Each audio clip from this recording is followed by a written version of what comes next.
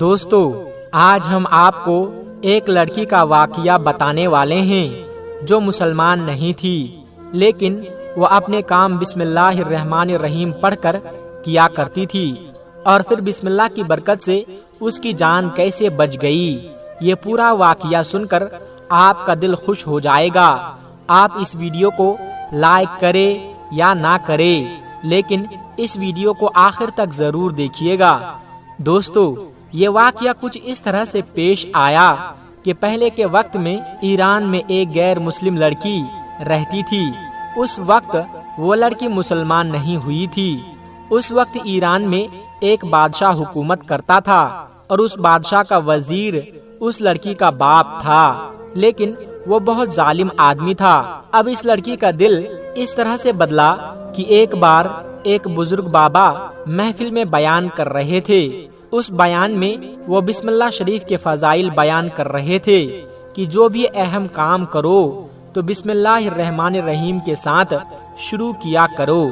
اگر وہ کام بسم اللہ سے شروع نہیں ہوتا تو وہ کام آدھا اور نامکمل ہو جاتا ہے۔ اور ساتھ ہی ساتھ انہوں نے یہ بھی کہا کہ ہر نیک اور جائز کام میں بسم اللہ الرحمن الرحیم پڑھ کر شروع کرنا چاہیے۔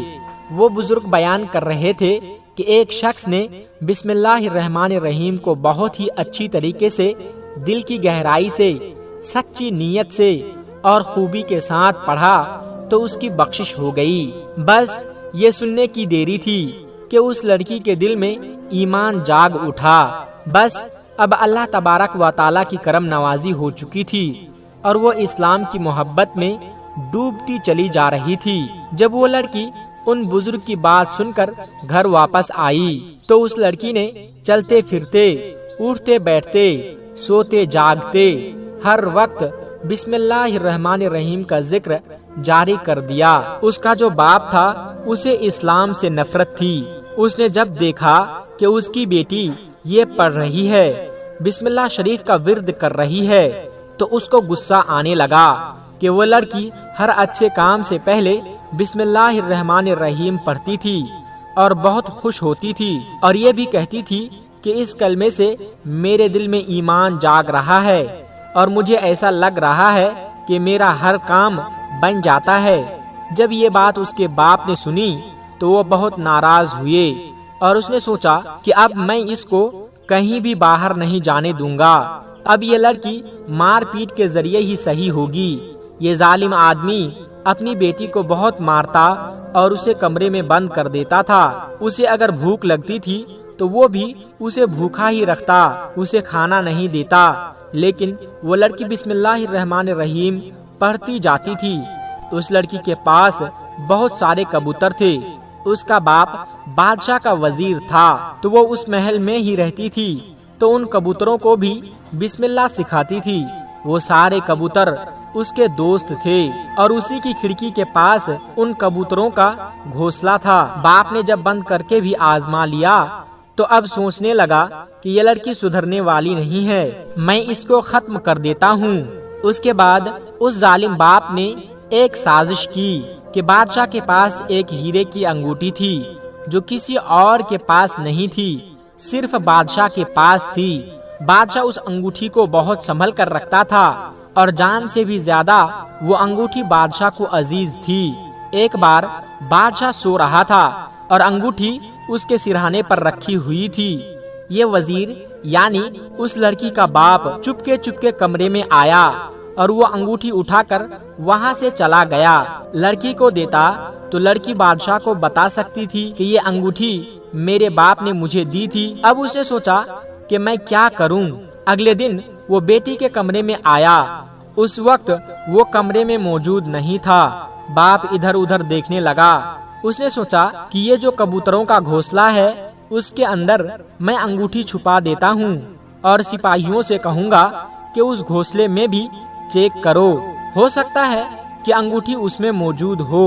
سازش تو بہت اچھی کی تھی، چالاکی سے اس نے کام کیا تھا، لیکن سب کچھ اس کے منصوبے کے مطابق نہیں ہوا۔ وہ لڑکی اللہ تبارک و تعالیٰ کا نام لینے والی تھی، اور اللہ پاک اپنے بندوں کو مایوس نہیں کرتا۔ لڑکی کو یہ بات پتہ نہیں تھی کہ انگوٹھی کبوتر کے گھونسلے میں ہے۔ بادشاہ نے جب دیکھا کہ اس کی انگوٹھی نہیں ہے تو وہ غصے سے پاگل ہو گیا اور اپنے سپاہیوں کو بلوایا اور کہا کہ جس کسی نے بھی میری انگوٹھی چرائی ہے فوراً اس کا نام مجھے لا کر دو، اس شخص کو پکڑ لاؤ، میں اس کا سر خود قلم کر دوں گا۔ وزیر تو اسی موقع کی طاق میں تھا، وہ کہنے لگا کہ جان کی امان پاؤں تو میں عرض کرنا چاہتا ہوں، آپ باہر کے لوگوں کو کیوں دیکھ رہے ہیں؟ آپ کو سب سے پہلے اس محل میں تلاشی شروع کرنی چاہیے۔ تو بادشاہ کہنے لگا کہ کیا تمہیں کسی پر شک ہے؟ تو اس نے کہا کہ نہیں، شک تو نہیں ہے، لیکن اصول کی بات ہے کہ پہلے ہمیں اپنے محل میں ہی ڈھونڈنا چاہیے، کیونکہ اکثر لوگ محل کے ہی غدار ہوتے ہیں۔ بادشاہ نے کہا کہ بات تو تم نے ٹھیک کہی ہے، تو چلو پھر محل سے ہی تلاشی شروع کرتے ہیں۔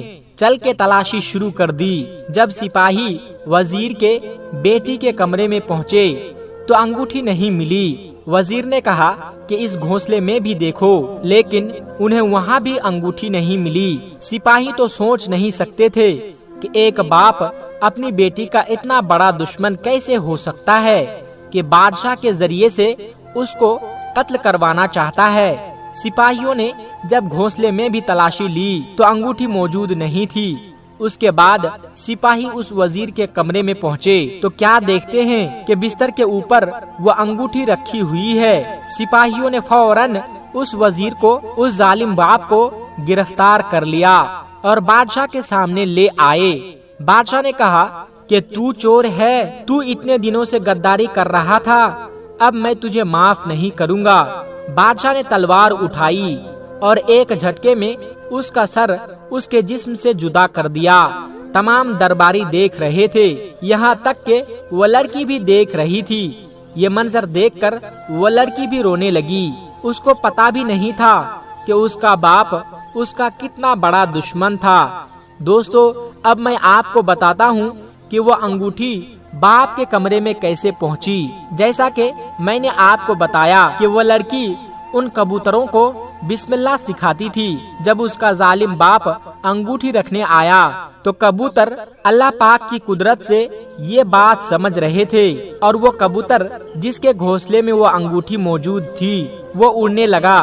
جب وہ اڑنے لگا تو انگوٹھی اس کے پیروں میں پھنس گئی اور وہ اڑ کر ظالم باپ کے کمرے میں آیا اور انگوٹھی اسی کے بستر پر گرا دی اور واپس کمرے میں آ گیا۔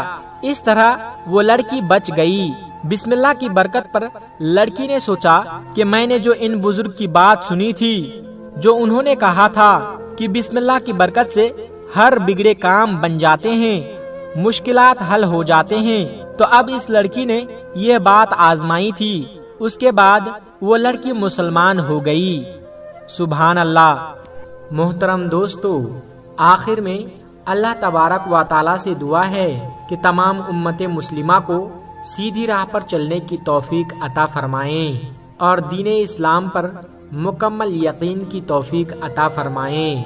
آمین ثم آمین۔ دوستو، آخر میں ہمارے تمام مسلمان بھائی بہنوں سے گزارش ہے کہ اس چینل کو بنانے کا ہمارا مقصد یہ ہے کہ جتنے بھی ہمارے ہندوستانی بھائی بہن ہیں، چاہے وہ ہندو ہو یا مسلمان، سب کو اسلامی اور سبق آموز واقعہ سنا کر ان کا ایمان تازہ کرنا ہے اور سب لوگ اس سے کچھ نصیحت حاصل کر سکے۔ اور یہ بات بھی ہے کہ دین اسلام کی باتوں کو عوام اور مسلمانوں تک پہنچانا ثواب کا کام ہے، اس لیے اس ویڈیو کو ایک لائک کر کے اپنے قریبی دوستوں تک شیئر کر کے ثواب کا کام ضرور کرے۔ دوستو، آج کی ویڈیو میں بس اتنا ہی۔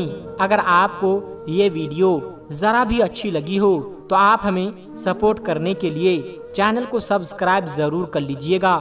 اللہ تبارک و تعالیٰ سے دعا ہے کہ ہمارے جتنے بھی مسلمان بھائی بہن اس ویڈیو کو دیکھ رہے ہیں، اسے سیدھے راہ پر چلنے کی توفیق عطا فرمائیں اور اسے ہر ترقی سے مالا مال کر دے۔ آمین ثم آمین۔ آج کی ویڈیو میں بس اتنا ہی۔ ملتے ہیں ایک پھر نئی ویڈیو کے ساتھ۔ تب تک آپ اپنا اور اپنوں کا بہت زیادہ خیال رکھیے گا۔ السلام علیکم ورحمۃ اللہ وبرکاتہ۔